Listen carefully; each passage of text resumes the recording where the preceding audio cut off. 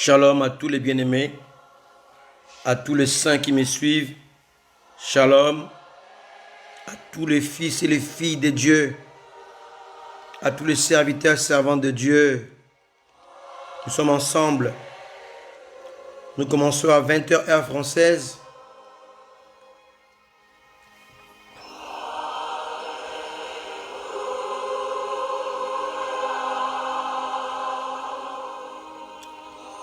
Mais en attendant, prenons ce temps d'adoration. Alléluia.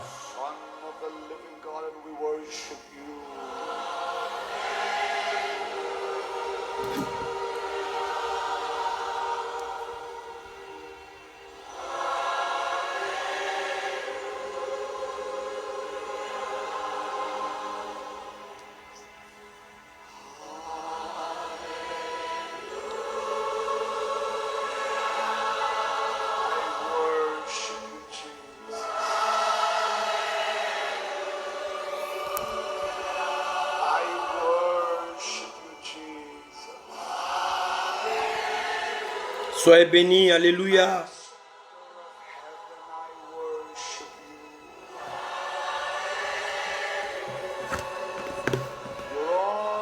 Soyez bénis dans la présence de Dieu.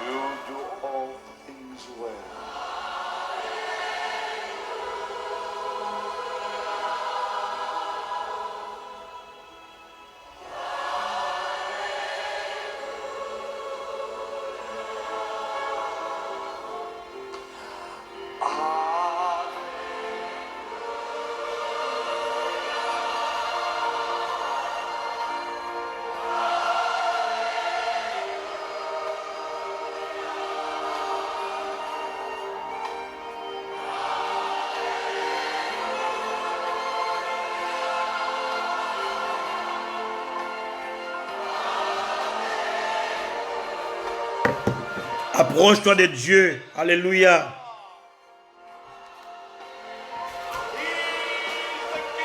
Merci Seigneur. Soyez bénis, bien-aimés. Merci Seigneur. Nous te bénissons, Seigneur, pour tes serviteurs, tes servantes qui sont connectés, Seigneur, qui vont suivre ces lives. Merci Adonai. Oh, sois glorifié, Seigneur.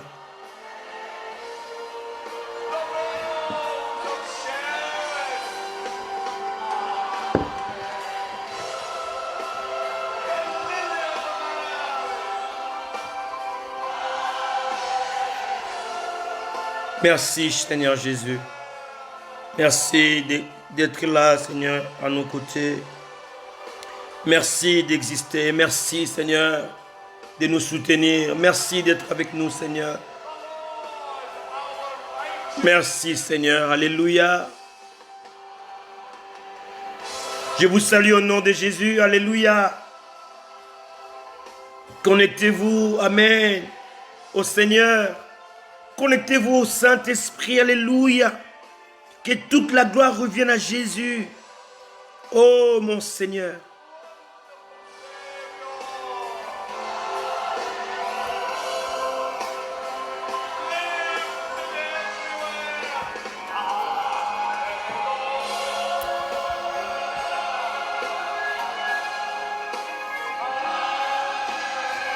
Merci Adonai, merci, merci Adonai.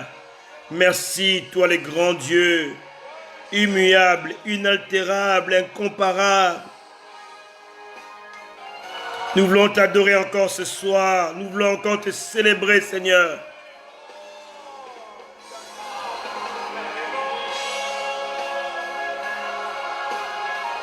Merci Jésus.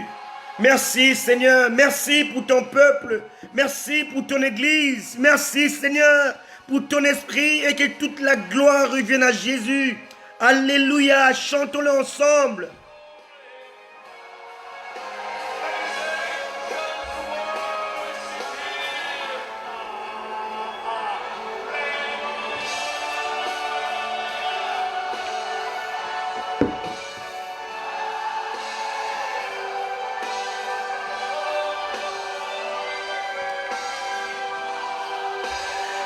Alléluia, alléluia. Cette chanson universelle qu'on peut chanter quelle que soit sa langue, quelle que soit son origine, quelle que soit sa provenance, on peut chanter ces chants. Alléluia.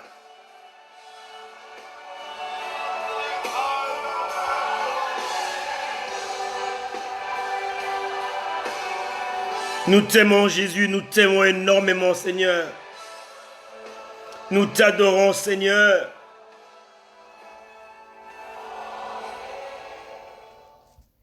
Amen. Gloire soit rendue à notre Dieu. Alléluia. Partagez ce live parce que ce live fera du bien à l'église, corps du Christ, et je vous assure. Amen. Gloire soit rendue à notre Seigneur et Sauveur Jésus. Amen. Ce soir, je voulais parler sur la confiance.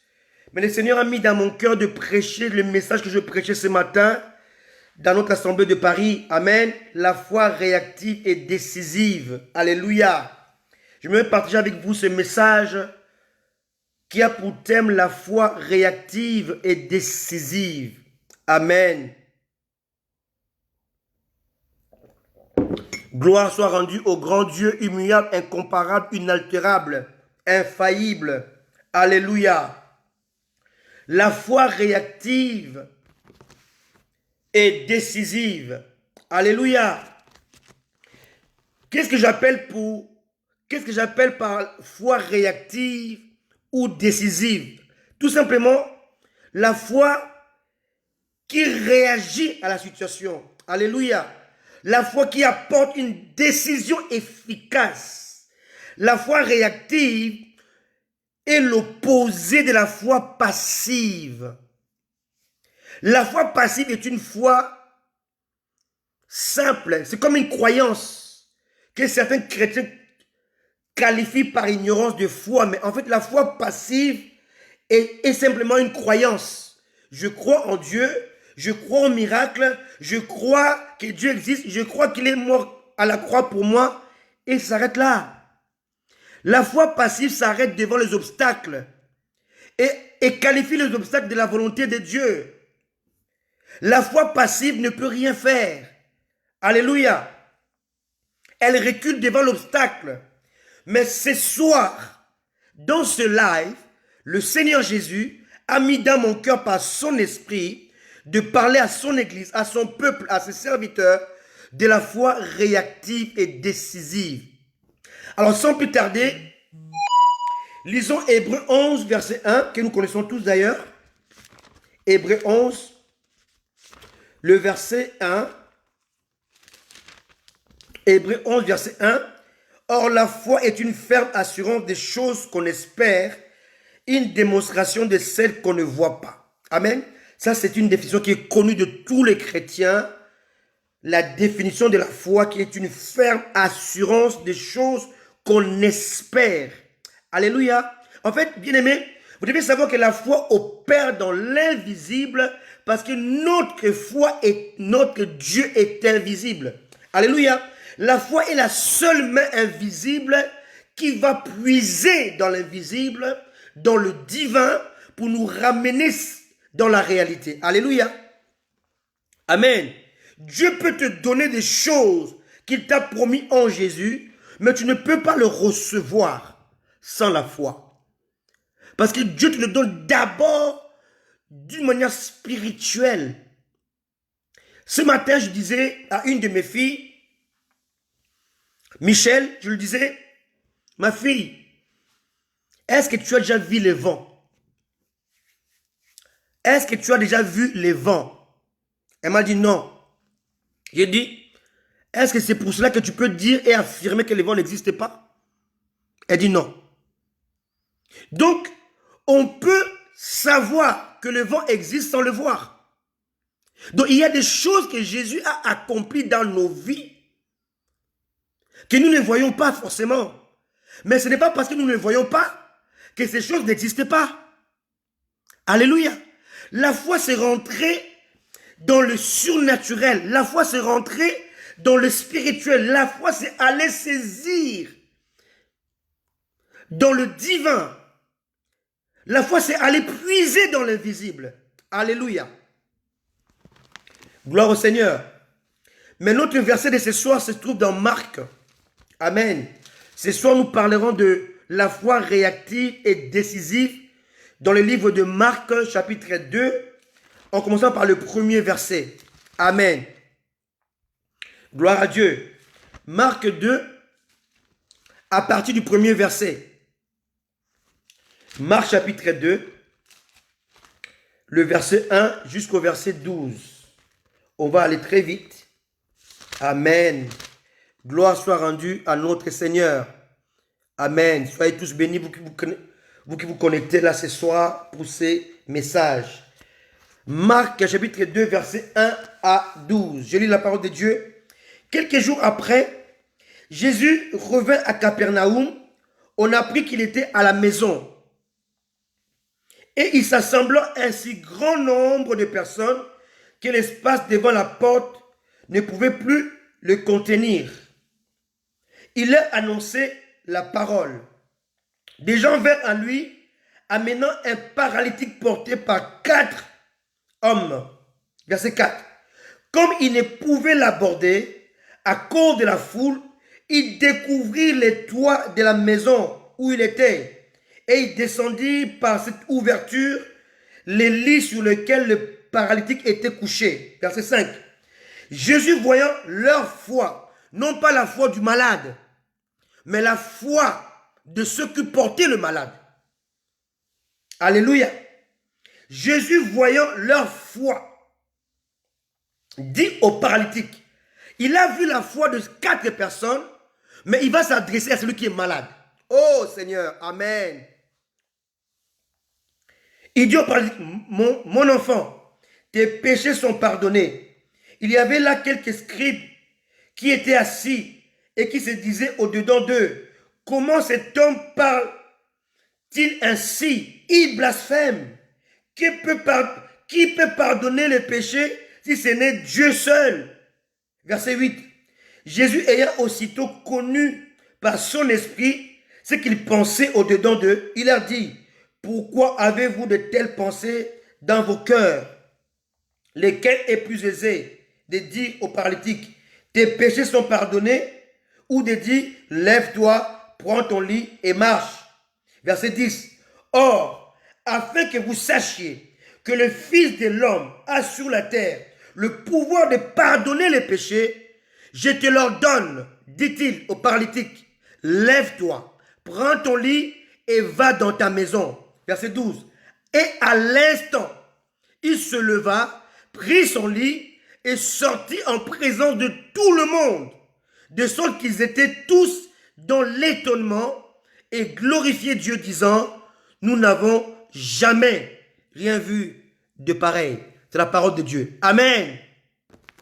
Bien-aimés, la foi de ces 4 personnes est une foi réactive. Une foi réactive et décisive. Amen. Alléluia. Alléluia. Contrairement à la foi passive qui s'arrête face aux obstacles, la foi réactive, elle franchit les obstacles. Elle déracine les obstacles. Elle brise les obstacles. Alléluia. La foi réactive, c'est la foi qui ne recule devant aucun obstacle. Elle ne connaît pas l'impossible. Elle transforme l'impossible en possibilité. Qu'est-ce qu'est l'impossible? Le mot impossible est un adjectif qui veut dire qui ne peut se produire, qui ne peut se réaliser. Alléluia. Amen. Mais la foi réactive, couplée avec la volonté, devient plus puissante et plus efficace qu'une situation qui paraît impossible. Donc, face à l'impossible, lorsque nous adoptons, lorsque nous pratiquons, lorsque nous utilisons la foi réactive, l'impossible devient une possibilité. Alléluia. Elle va franchir l'obstacle. Elle va briser les obstacles. Elle va anéantir l'opposition. Amen. Alléluia. Cette fois, c'est la main invisible qui nous permet de déplacer les montagnes, de changer les situations et d'arracher les toits qui étouffent l'église. Amen. Ces gens ont arraché les toits. Amen. Ils ont arraché les toits, bien-aimés. J'ai été en Israël, j'ai été à Capharnaüm et j'ai vu la maison dont il est question aujourd'hui. C'est la maison de Simon-Pierre.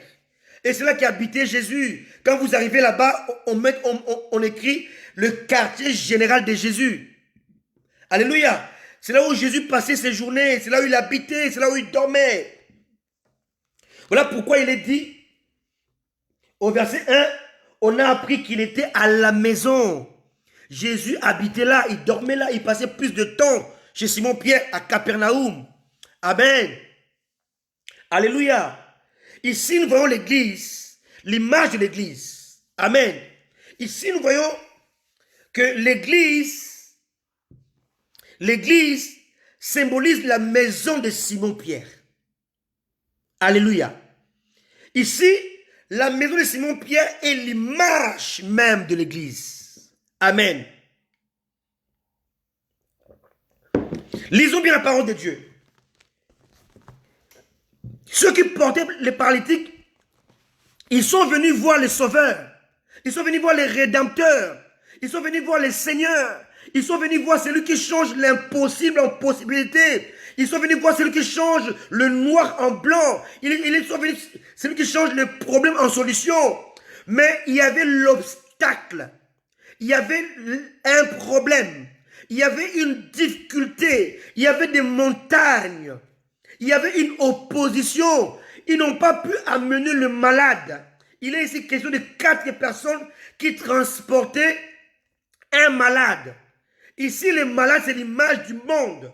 C'est l'image du pécheur. C'est l'image de ceux qui ne connaissent pas Jésus. Mais qui sont transportés par 4 personnes qui est l'image de 4 évangiles. Le 4 évangiles parle de Jésus comme étant les lions. Celui de Matthieu. Comme étant le bœuf. Celui de Marc. Matthieu parle de Jésus comme les lions. Cela veut dire comme les rois. Marc parle de Jésus comme le bœuf, donc les serviteurs. Luc va dépeindre Jésus comme étant le fils de l'homme qui compatit à nos douleurs, à nos besoins, à nos inquiétudes. Et Jean va présenter Jésus comme l'aigle royal, comme étant le Dieu incarné. Au commencement était la parole était avec Dieu et la parole était Dieu. Alléluia. Et ces 4 aspects de Jésus, ces 4 révélations de Jésus qui sont cachées dans les 4 évangiles sont l'image de ces 4 personnes qui transportent, alléluia, qui transportent ces morts, cet homme qui était paralysé, qui n'avait plus d'espérance, qui n'avait plus de vie, qui n'avait plus de foi, qui était désespéré. Alléluia. Mais ils arrivent à l'église. Bien-aimés, écoutez-moi très bien.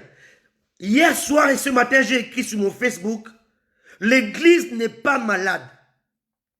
Mais l'église apparaît malade à cause de ses faux frères, à cause de ces charlatans, déguisés en serviteurs de Dieu, déguisés en bishop, en archibishop, en apôtre, en prophète, ces agents de Satan qui ont pénétré l'église, qui se sont camouflés au milieu de nous et qui dont c'est cette image d'une église moribonde. L'église n'est pas malade. Tout va bien. Alléluia. Alléluia. Tout va bien. Cet homme qui avait besoin de la guérison, cet homme qui avait soif de la parole, cet homme qui avait faim de l'Esprit de Dieu, va rencontrer l'obstacle. La Bible dit ceci. Il s'assembla un si grand nombre de personnes que l'espace devant la porte ne pouvait plus le contenir. Il leur annonçait la parole. Des gens vinrent à lui amenant un paralytique porté par 4 hommes. comme ils ne pouvaient l'aborder. Bien-aimés, aujourd'hui, certains chrétiens créent l'obstacle contre l'évangile. Certains chrétiens aujourd'hui ne peuvent plus, sont l'image de ces gens qui empêchent les perdus d'atteindre Jésus, de par leur comportement, de par leur attitude, de par leurs mensonges, de par leur médisance, de par leur murmure. Bien-aimé, les gens qui t'entourent ne sont pas forcément des chrétiens et tu n'as pas forcément besoin de leur parler de Jésus, mais ton attitude ne reflète pas un vrai chrétien authentique. Ton attitude n'est pas l'image d'un disciple de Jésus. Et tu décourages les gens. Tu es comme ces pharisiens que Jésus a accusés. Tu es comme ces scribes que Jésus a accusés. Alléluia. Dans Matthieu 23, verset 13, Jésus accuse les pharisiens. Il les accuse. Amen. Matthieu 23, verset 13 à 15. Il dit ceci. Malheur à vous, scribes et pharisiens, hypocrites, parce que vous fermez aux hommes le royaume des cieux. Vous n'y entrez pas vous-même, et vous ne laissez pas entrer ceux qui le veulent. Alléluia. Malheur à vous, scribes et pharisiens, hypocrites, parce que vous dévorez les maisons des veuves, et que vous faites pour l'apparence de longues prières. À cause de cela, vous serez jugés plus sévèrement. Malheur à vous, scribes et pharisiens hypocrites, parce que vous courez la mer et la terre pour faire un prosélyte. Et quand il est devenu, vous en faites un fils de la gêne 2 fois plus que vous. Voilà aujourd'hui l'image de ceux qui composent l'église de Jésus. Amen. L'image d'une église est moribonde, mais l'église n'est pas malade, parce que Jésus est la tête de l'église, bien-aimé. Jésus n'est pas malade. Oh, si la tête est en bonne santé, tout le corps est en bonne santé. Alléluia. Bien-aimé, dans le corps de l'homme, il y a 2 éléments, il y a 2 organes, le plus important, sans lequel l'homme est foutu. Il y a d'abord le cerveau et ensuite il y a le cœur. Jésus est la tête de l'église. Et le cerveau se trouve dans la tête. Le cerveau, c'est dans la tête. C'est la tête qui décide, qui ordonne, qui planifie. Alléluia. Qui oriente, qui balise. Et on ne peut pas bouger les bras ni les pieds sans le commandement du cerveau. Alléluia. Amen. Alléluia. Jésus est la tête de l'église. Jésus est le cerveau de l'église. Et Jésus n'est pas malade. La tête n'est pas malade. Deuxième élément, deuxième organe, c'est le cœur. Si ton cœur cesse de battre, tu es un homme mort. Bien-aimé, le cœur de l'église, c'est le Saint-Esprit. Sans le Saint-Esprit, votre assemblée, elle est morte. La valeur d'une église, ce n'est pas les bâtiments. La valeur d'une assemblée, ce n'est pas la musique. La valeur d'une église, ce n'est pas les chantres. La valeur d'une église, ce n'est pas la réputation de votre pasteur. Mais la valeur d'une église, c'est la présence du Saint-Esprit. La valeur d'un corps sur le cœur. Si le cœur est malade, le corps est en mauvaise santé. Mais laisse-moi te dire, laissez-moi vous dire ceci. Le cerveau c'est Jésus et le cœur c'est le Saint-Esprit. Pourquoi le Saint-Esprit c'est le cœur? Car le cœur est la pompe à sang. Le cœur pompe le sang et le Saint-Esprit donne la valeur au sang de Jésus. Amen. Le Saint-Esprit purifie l'église. Il sanctifie l'église. Il est là pour donner la valeur au sang de Jésus, au sang de l'agneau. Alléluia. Alléluia. Tu ne mettras pas les pieds au ciel si tu n'as pas été lavé par le sang de Jésus. Et c'est le Saint-Esprit qui donne la valeur à ce sang, parce que le Saint-Esprit est l'image du cœur dans l'église. Alléluia. Oh, ce soir, je parle à quelqu'un ce soir. Amen. Alléluia. Jésus a dit aux pharisiens, vous fermez aux hommes le royaume de Dieu. Vous fermez aux hommes le royaume de Dieu. Vous n'y entrez pas vous-même. Aujourd'hui, combien d'hommes de Dieu sont en train de chasser les païens? Ils refusent que les païens viennent à l'église de par leur attitude. Quand les païens voient leur toge, quand les païens voient leur façon de s'habiller, de se comporter, de s'y prendre, ils préfèrent rester dans le monde. Il y a un obstacle. L'église n'est pas malade. Alléluia. Je prêche avec larmes. Je prêche avec tristesse. Parce que aujourd'hui l'église est vue comme étant malade, comme étant moribonde. Mais l'église a pour tête Jésus, a pour cerveau Jésus, a pour cœur Saint-Esprit. Le Saint-Esprit est en bonne santé. Jésus est en bonne santé. Ton cœur va bien et ton cerveau va bien. Alléluia. Alléluia. Combien de chrétiens, à cause des comportements de faux frères, de faux pasteurs, de faux prophètes, de faux apôtres, aujourd'hui, ils préfèrent rester à la maison. Amen. Alléluia. Réveillons-nous. Réveillons-nous, bien-aimés. Nous sommes les seuls outils que Jésus utilise pour sauver l'humanité. Son sang a coulé. Il a besoin de toi. Il a besoin de moi. Il a besoin de ce message. Tu dois comprendre ce message. Ta foi doit cesser d'être passive. Tu dois adopter la foi réactive, la foi décisive, qui ne recule pas devant l'obstacle. Ici, on voit les scribes, on voit les pharisiens qui bloquent la porte. La Bible dit ceci, il y avait l'obstacle. Amen. Alléluia. Alléluia. Marc chapitre 2. Amen. Il y avait l'obstacle. Amen. Alléluia. Il s'assemblait un si grand nombre de personnes que l'espace devant la porte ne pouvait plus le contenir. Il leur annonçait la parole. Des gens vinrent à lui, amenant un paralytique porté par 4 hommes, comme ils ne pouvaient l'aborder. Aujourd'hui, nous mettons l'obstacle entre Jésus et les païens, l'obstacle entre Jésus et le monde, l'obstacle entre le Saint-Esprit et les affamés, les assoiffés.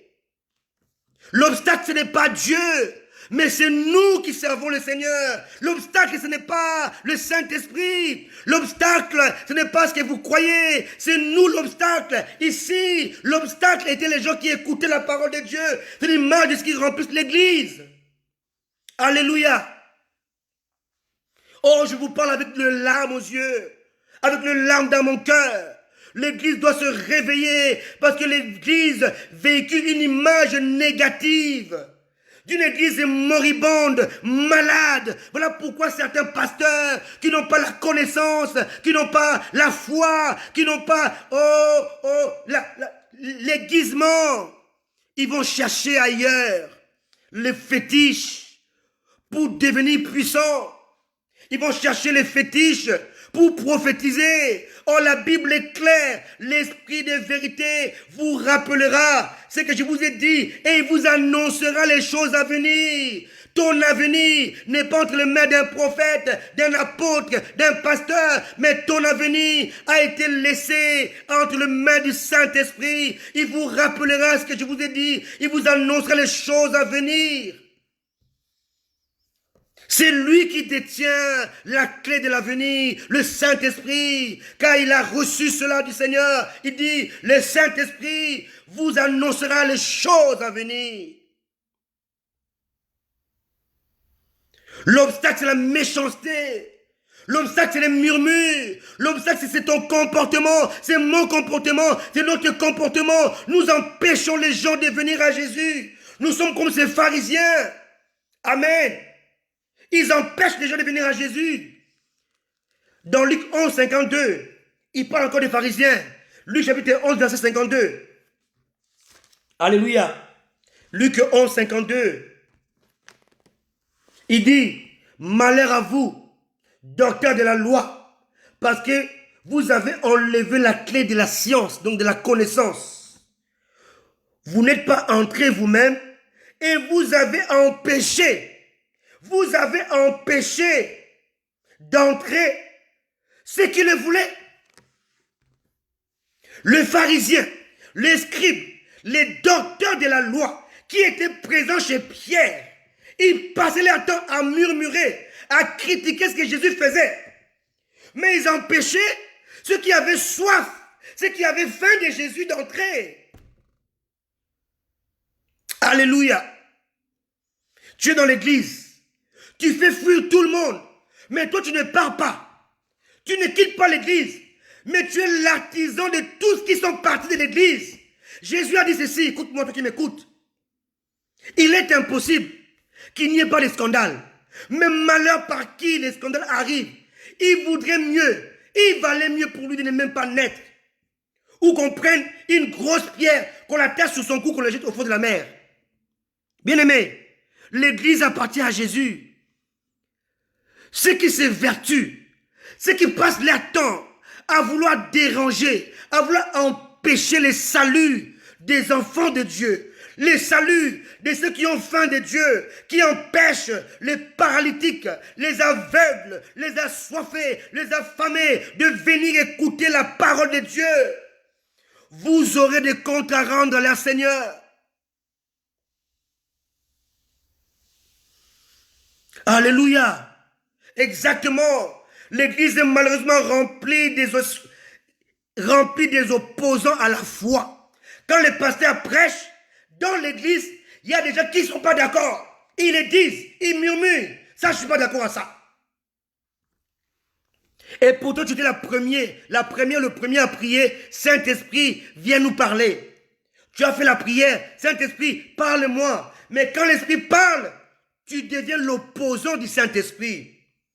Et tu oublies que le pasteur, l'homme de Dieu, les leaders prêchent sous l'onction. Or, toi qui t'opposes à l'onction, tu deviens l'antichrist.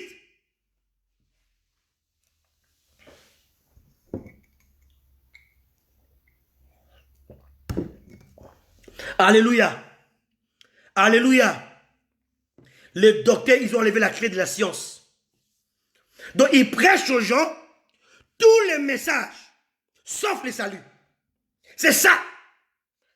C'est ça qu'on appelle enlever la clé de la science. Ils prêchent aux gens tout, sauf le message qui mène au salut, sauf le message qui sauve. Ils parlent de leurs biens, de leur maison, de leur voiture, de leur grandeur, sauf de celui qui sauve les âmes.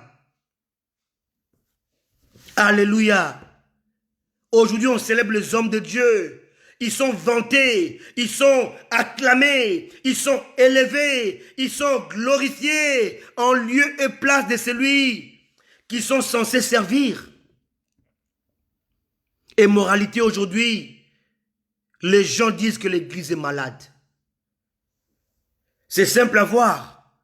Pour voir un chrétien, il faut voir un homme misérable, un homme souffrant, un homme dérangé, un homme qui passe son temps à pleurer, à se lamenter. Un homme qui passe son temps à se torturer. La foi, ce n'est pas ça. Il y a un temps pour tout. Il y a un temps pour l'épreuve. Il y a un temps aussi pour se réjouir. Il y a un temps pour manquer. Il y a aussi un temps pour avoir. Il y a un temps de sécheresse. Il y a aussi un temps de la pluie. Alléluia. Aujourd'hui, l'église est conditionnée par la misère. La promiscuité est conditionnée par un état déplorable. Alléluia. Aujourd'hui, les chrétiens disent que quand il a une voiture, il est béni. Bien-aimé, combien de personnes qui ne croient pas en Dieu, qui servent le diable, qui ont des jets, qui ont des voitures sophistiquées, blindées, et aussi sont bénis.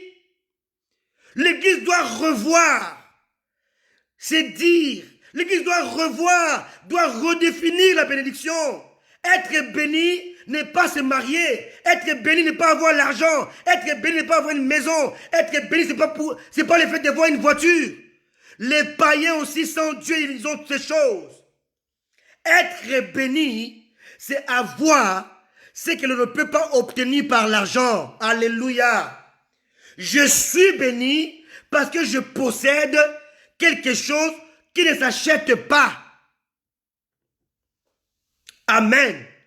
Parce que la bénédiction n'est pas rattachée au matériel, mais au salut. Je suis béni parce que j'ai Jésus. Je suis béni parce que je suis le temple du Saint-Esprit. Je suis béni parce que je suis le trône mobile qui marche. Alléluia. Je ne suis pas béni parce que j'ai une voiture, une maison, un mariage. Non.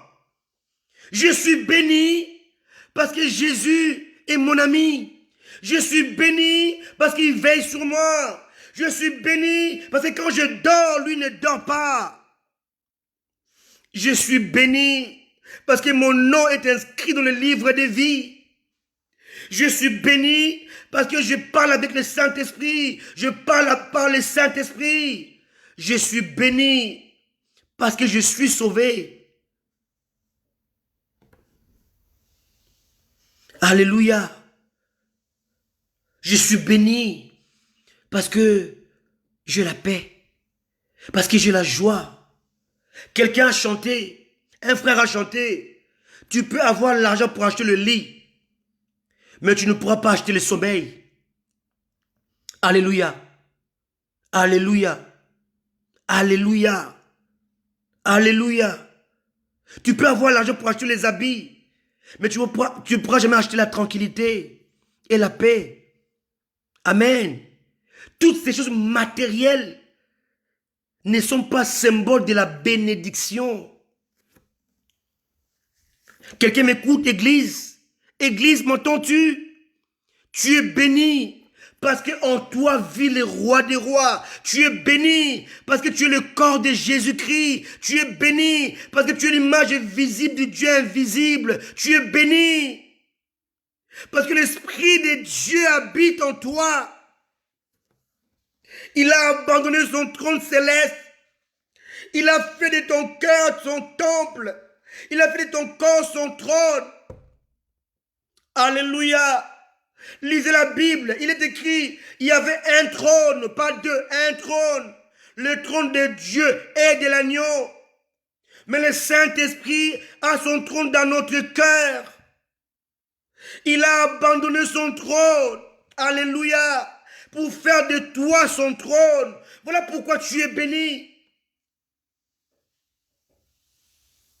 Alléluia. Alléluia. Alléluia.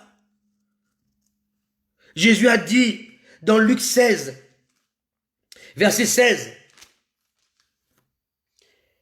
la loi et les prophètes ont subsisté jusqu'à Jean. Depuis lors, le royaume de Dieu est annoncé et chacun eut des violences pour y entrer.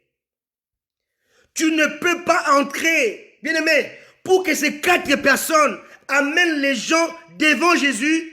Ils ont usé des violences, de ce que j'appelle ce soir la foi réactive et décisive. Ils ont dit, quel que soit l'obstacle, on ne reculera pas.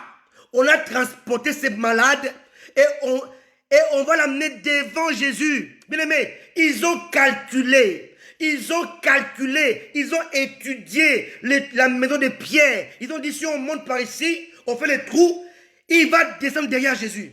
Si on fait les trous là-bas, il va descendre à côté. Ils ont visé pour casser le toit de Pierre de sa maison afin que le malade descende devant Jésus.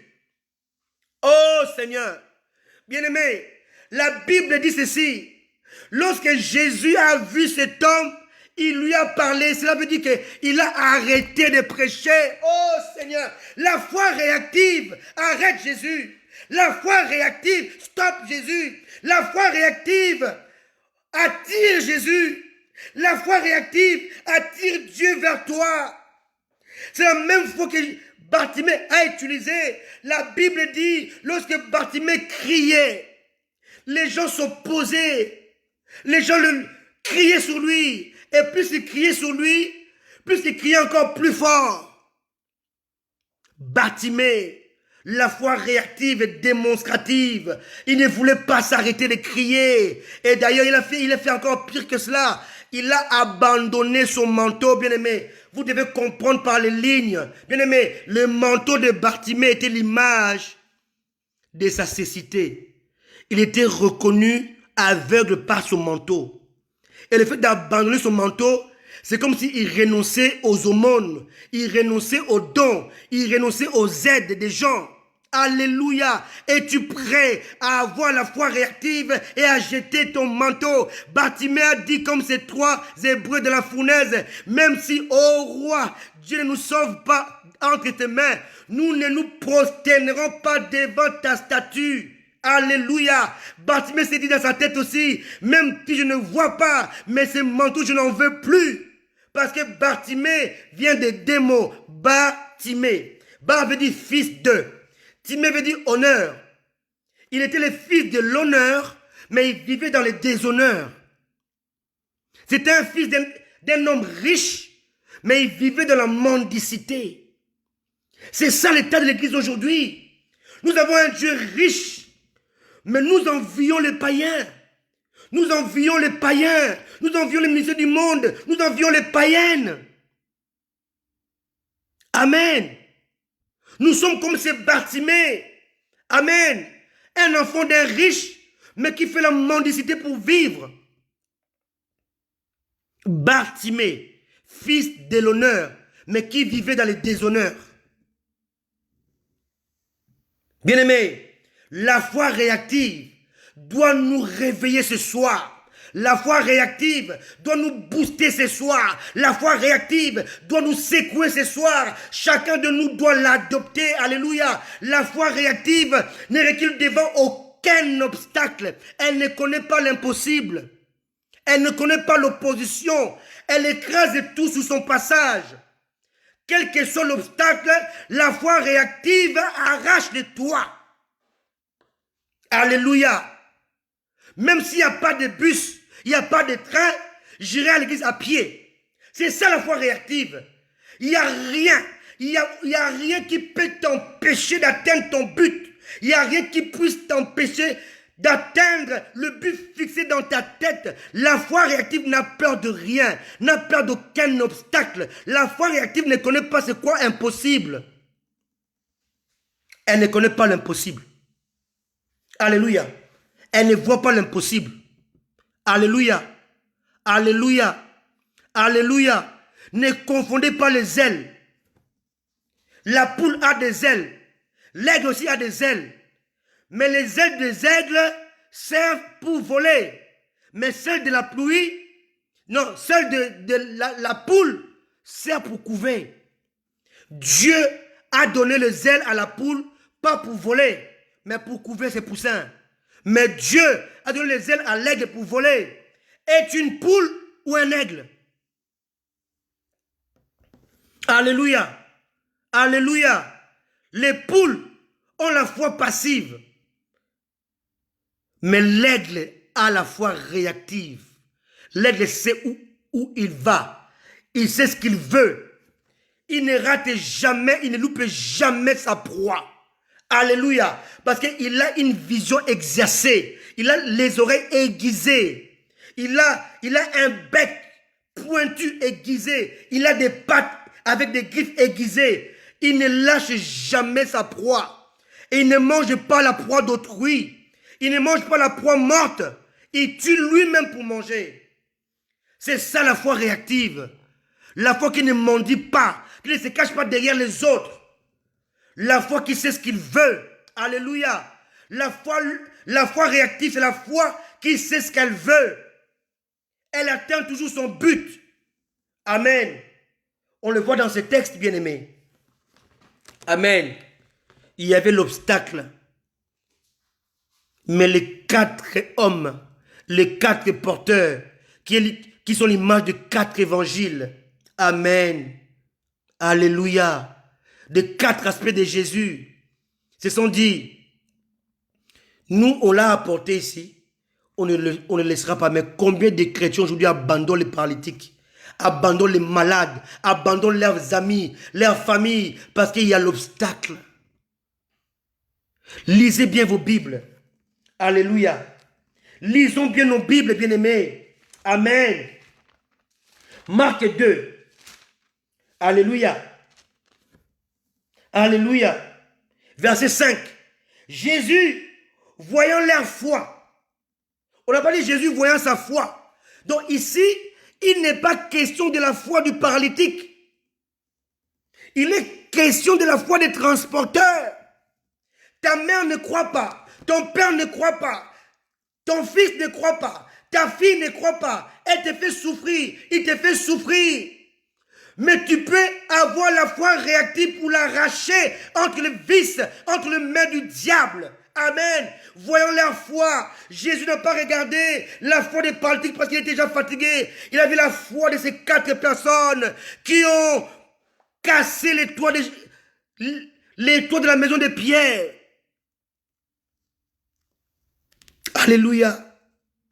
Ils ont déchiré les toits. Ils ont arraché les toits. L'église manque d'air.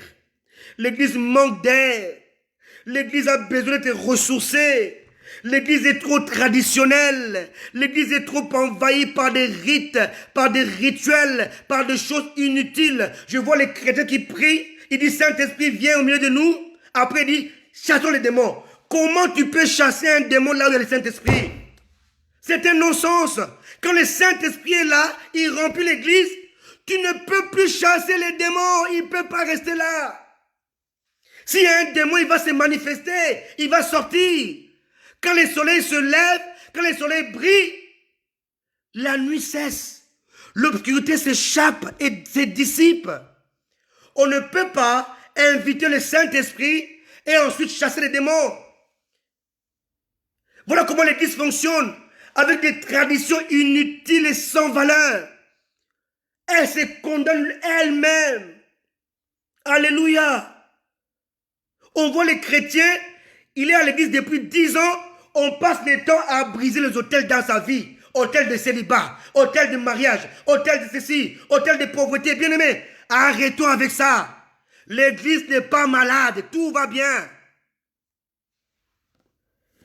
Tu dois plutôt dresser l'autel de sacrifice, l'autel de l'offrande, l'autel de la prière. Et arrête de briser l'autel de je ne sais quoi. C'est réservé pour les païens. Les païens ont besoin que Dieu brise leurs autels. Mais toi, tu as besoin de dresser un autel. Pas de briser l'autel, mais de le dresser. La Bible dit, Élie a réparé l'autel. Amen. Il n'a pas brisé. Amen. Il a brisé l'autel de Baal. Mais là, il a reconstruit l'autel de Dieu. Il est temps que les chrétiens reconstruisent l'autel qui est brisé. Lisez vos Bibles, bien-aimés. Avant de reconstruire les temples, ils ont commencé par rétablir l'autel. Amen. Aujourd'hui, nous allons dans les séminaires pour briser les autels. C'est bien beau. Mais cela est réservé aux païens, pas aux chrétiens. Le chrétien ne brise pas leurs autels, ils les construisent, ils les bâtissent. Pour offrir à Dieu leur propre corps, leur propre vie. Alléluia. Pour offrir à Dieu leurs prémices, leurs semences, leur cœur. Alléluia. Gloire à Jésus.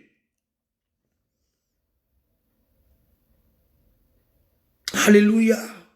Reconstruis l'autel de Dieu qui a été brisé, renversé dans ton cœur par les faux enseignements, par les faux frères. Reconstruis l'autel de la prière, alléluia, l'autel de l'adoration, l'autel de sacrifice de soi-même. Reconstruis l'autel. La Bible dit, David bâtit là un autel à l'Éternel et il a des sacrifices. La plaie s'arrêta. La plaie qui te dérange ne peut s'arrêter que lorsque l'autel sera rétabli, réhabilité. Avant de construire le temple, la première chose qu'on a reconstruit, c'était l'autel. L'autel, c'est ton cœur. Tu peux avoir des voitures, des maisons, le mariage, mais si l'autel de ton cœur n'est pas rétabli, tu perds ton temps. Alléluia. La foi réactive. La foi réactive. Oh bien-aimé, ces quatre personnes, ils sont montés sur le toit de l'apôtre Pierre. Pendant que Jésus prêchait, les gens qui écoutaient le message attendent un bruit. Oh Seigneur, ils attendent un bruit. J'ai écouté un témoignage de John Beaver. Alléluia. C'était au Brésil. Bien aimé, il donne un témoignage dans son message. Il dit, alors que je prêchais devant des milliers de personnes, j'ai entendu un bruit sur le toit. C'est comme si les gens marchaient sur le toit, ils étaient nombreux. Mais le vent commençait à souffler. Le toit a été arraché. Et le vent est rentré à l'église. Quand le vent est rentré, on a dit à personne de se prosterner. Toute l'église s'est prosterna. Toute l'église sans exception. Dieu est rentré au milieu de son église. On n'a pas dit aux gens, mettez-vous à genoux. Tout le monde était à genoux, à la révérence du créateur de l'univers. Oui, bien-aimés, il est temps que Dieu arrache le toit de nos assemblées, parce que nos assemblées sont devenues moribondes. Oh, que Dieu suscite ces quatre personnes, ces quatre bien-aimés, ces quatre chrétiens, ces quatre disciples qui vont venir nous prêcher que nos têtes doivent être, que les toits doivent être arrachés, parce que l'église manque d'air. L'église manque d'air. Elle manque de précision. Elle a perdu ses bases apostoliques. Oh, nous prions ce soir que Dieu nous envoie ces quatre personnes qui vont venir arracher le toit dans nos assemblées pour que la gloire de Dieu qui est empêchée d'entrer puisse pénétrer. Alléluia. Alléluia. Alléluia. Alléluia. Alléluia. Les toits de la maison de Pierre symbolisent les doutes. Symbolise la peur, l'hésitation, l'affalement, la résignation, l'obstacle. Mais que Dieu nous donne des hommes suffisamment hardis, suffisamment zélés, suffisamment versés dans les saintes écritures qui viendront arracher les toits en utilisant la foi réactive et décisive. Alléluia. Alléluia. Alléluia. Bartimée a pris le risque de perdre son argent, de perdre ses aumônes en jetant son manteau. L'église, il est temps que nous puissions nous débarrasser des futilités. Des futilités. Si le pasteur m'écoute ici, écoutez-moi. Pourquoi vous portez des habits avec des grosses croix? Pourquoi vous portez des habits sacerdotaux? Ça vous amène en quoi? Ça vous rapporte quoi, toutes ces choses-là? Restez dans la simplicité. Prêchez les gens le salut. Amen. Alléluia. Alléluia. Restons simples. Amen. Alléluia. Gloire à Jésus. Gloire à Jésus. Gloire à Jésus. La foi, c'est la main invisible qui pénètre dans l'invisible. Mais ce soir, c'est la foi réactive, la foi décisive, la foi qui apporte le résultat, la foi qui dépasse les obstacles, la foi qui écrase l'opposition, la foi qui écrase et qui aplanit les montagnes. Que Dieu vous bénisse. Alléluia. Je vous aime. Je vous aime. Nous nous trouvons tous les lundis. Ce soir, c'était exceptionnel. Si tu as été béni, dis Alléluia, gloire à Jésus. Amen. Que Dieu vous bénisse.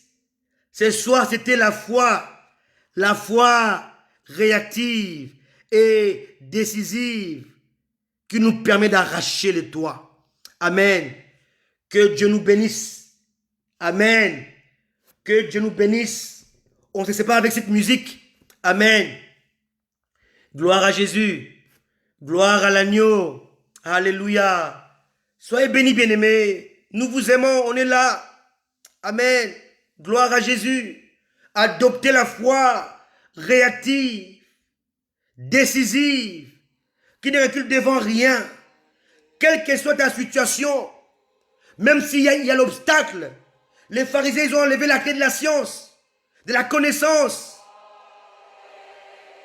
Mais toi, tu passes pas par cette porte. Monte sur le toit. Arrache le toit. Et descends tes frères. Descends ta famille. Descends tes bien-aimés qui sont malades. Et avant que Jésus prie pour lui, il lui a dit, tes péchés te sont pardonnés. Pour dire que l'origine de beaucoup de maladies, c'est le péché. Que Dieu vous bénisse. Soyez bénis depuis les États-Unis. Soyez bénis depuis la France. Depuis Londres, depuis le Congo. Soyez bénis, bien-aimés. Nous vous aimons. Soyez bénis. Amen. Adorons Dieu ensemble. La foi réactive et décisive.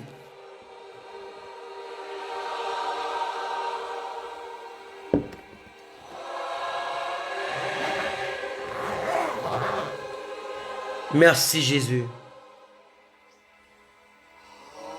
I love you too, darling. I love you too, darling. Oh, we love you, Jesus. We love you. Worship your name, Jesus. Merci, Seigneur. Soyez bénis, soyez bénis. Nous vous aimons. Je vous aime de tout mon cœur. Connectez-vous à Jésus. Quittez la religiosité. Attachez-vous à Jésus. Amen.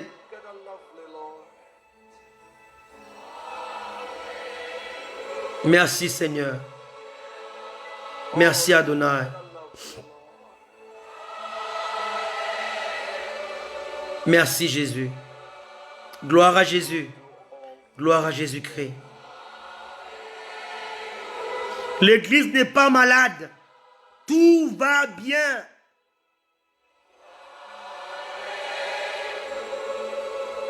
Soyez bénis. Amen.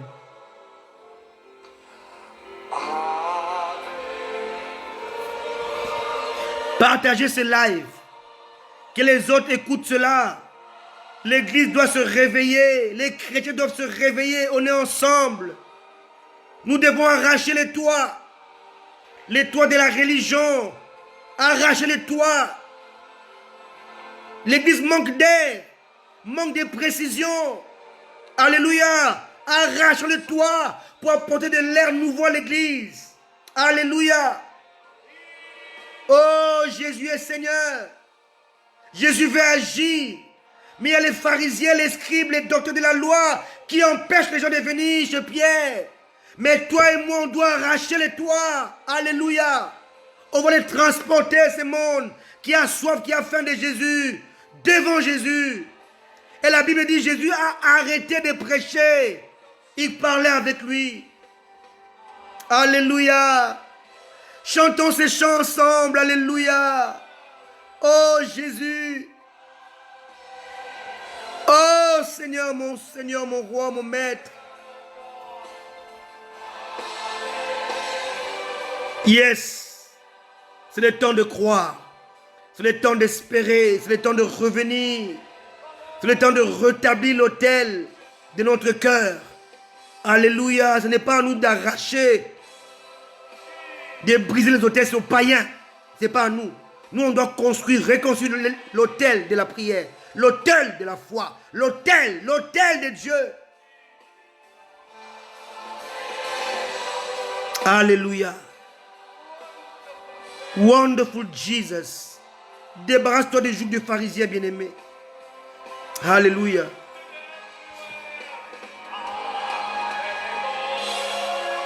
Soyez bénis. Soyez bénis. Amen. Je vous aime.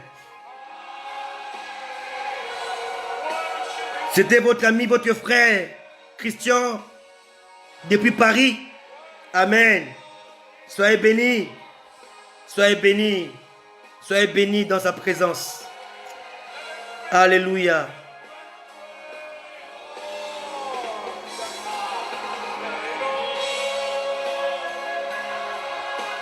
Merci Jésus.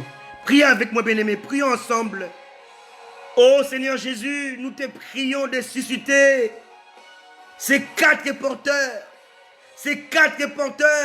qui vont transporter les paralytiques, le monde malade, et qui vont arracher les toits de l'église, qui manque d'air, qui manque de précision, qui a perdu ses bases apostoliques.